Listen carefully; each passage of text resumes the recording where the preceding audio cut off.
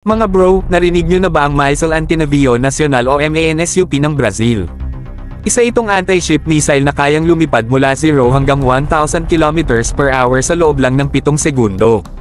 Ibig sabihin, kung ito ang magiging asset ng Philippine Navy, magdadalawang isip ang sinumang magtatangkang sumalungat sa atin sa karagatan.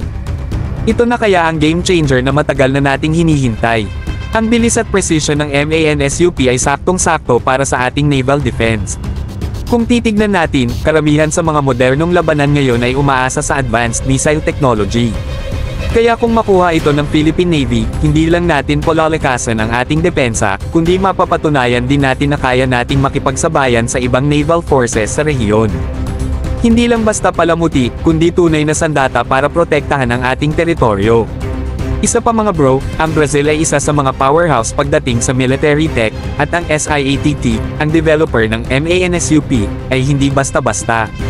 Ang kanilang teknolohiya ay tested at battle-ready. Ibig sabihin, kung magpapasya ang ating gobyerno na i-acquire ito, hindi tayo bibili ng isang experimental weapon kundi isang subok na missile system na may kakayahang humabol, umatake, at lumuson ng target sa dagat. Kung i-integrate ito sa ating existing fleet, aba ibang usapan na yan. Isipin nyo mga bro, kung ang ating mga frigate at corvette ay armado ng MANSUP, ang sinumang magsubok na sumalungat sa atin sa West Philippine Sea ay siguradong manganginig sa takot. At hindi lang basta-basta ang missile na ito mga bro. May posibilidad na ma-upgrade ito sa mas advanced na version na may mas mataas na range at precision.